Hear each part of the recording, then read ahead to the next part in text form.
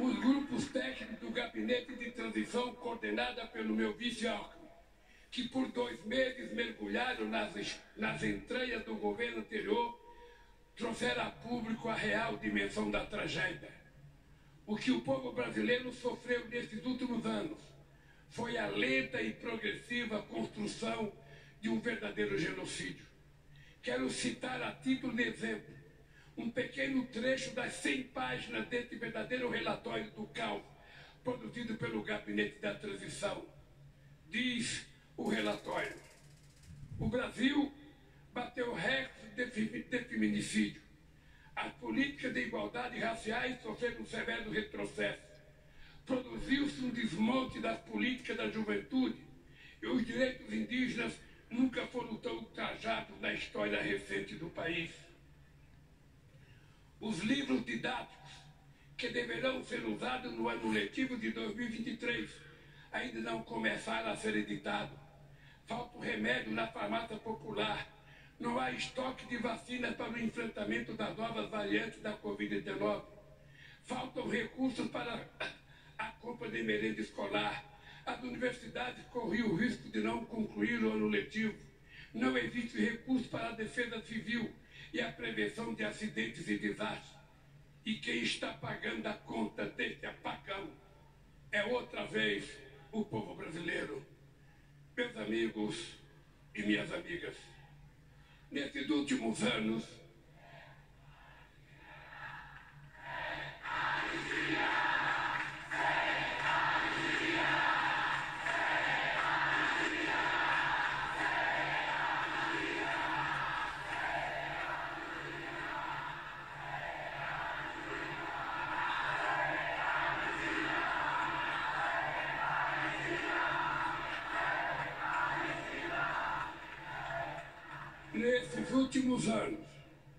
vivemos sem dúvida um dos piores períodos da nossa história.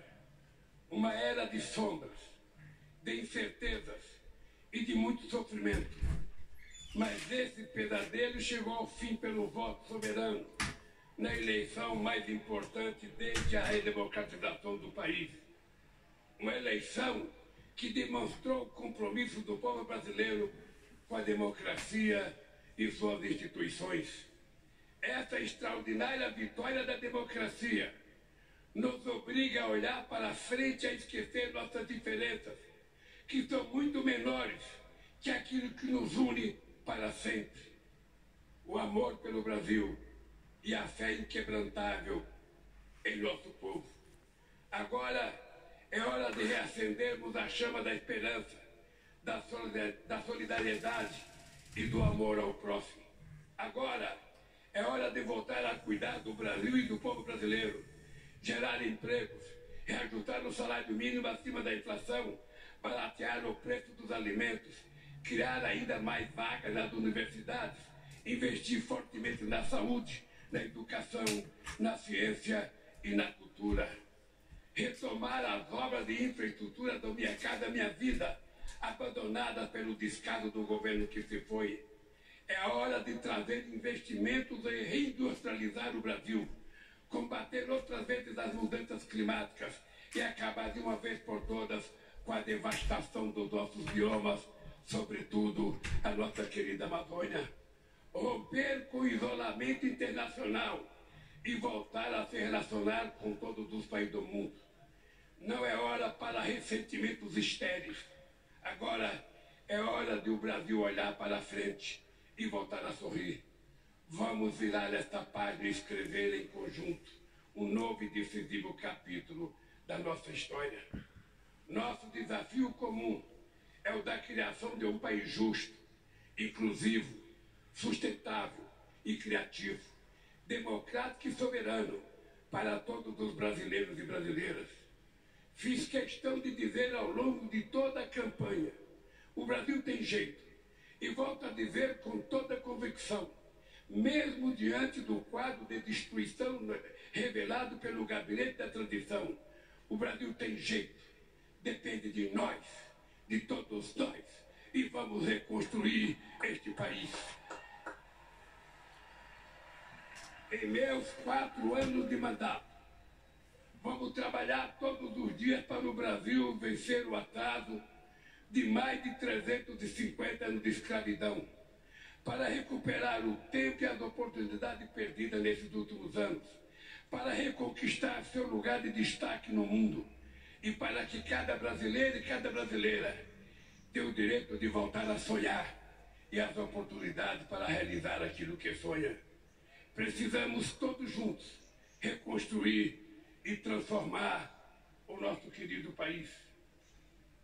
Mas só reconstruiremos e transformaremos de fato esse país se lutarmos com todas as forças contra tudo aquilo que o torna tão desigual.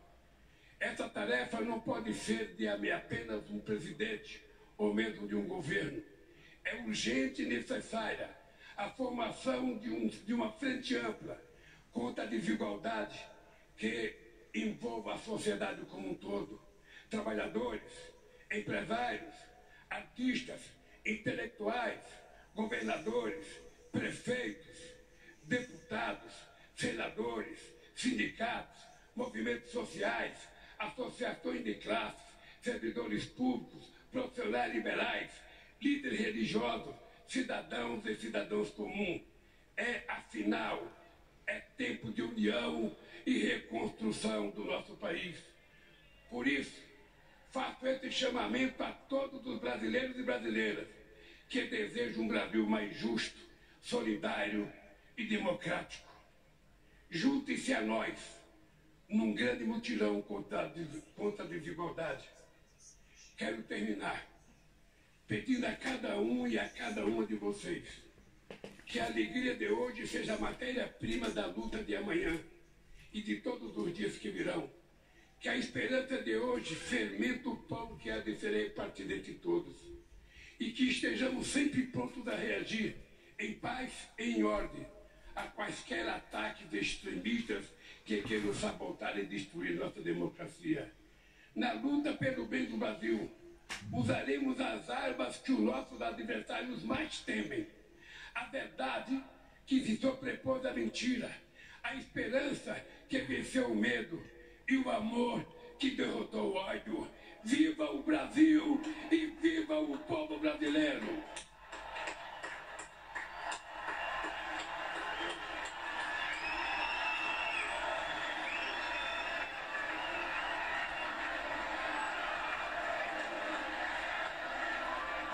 Quase 28 minutos de discurso diante dos eleitores que festejam em frente ao Palácio do Planalto. Isso, um discurso só pouca coisa menor do que o discurso feito no Congresso. Quando Lula estava se preparando para começar a discursar, eu lembrava de ele ter mencionado fome e pobreza no discurso diante do Congresso. Aqui foram as tônicas. Pontos que me chamaram a atenção. Primeiro, a preocupação dele de se dirigir tanto ao público que está aí, as pessoas que vieram dos mais diferentes pontos do Brasil, quanto a quem esteve com ele em Curitiba, ao pessoal da Vigília de Curitiba, representado no grupo que subiu a rampa com ele, e ele, ao começar com o Boa Tarde, povo brasileiro, fazer pela primeira vez uma referência a esse período que ele não fez lá no Congresso. E depois, toda a tônica na questão da fome, da pobreza, da desigualdade, resgatou uma frase que ele disse algumas vezes na campanha: tirar o pobre da fila do osso para colocar no orçamento da União. Essa imagem foi muito forte quando ele citou duas filas: essa, a fila do osso nos açougues, e a fila para a compra de carros importados, que de fato ocorreu no período pós-pandemia ou durante a pandemia. É uma imagem muito forte. E quando você fala das duas coisas, eu vou para o outro ponto que ele frisou muito, que foi a questão da desigualdade.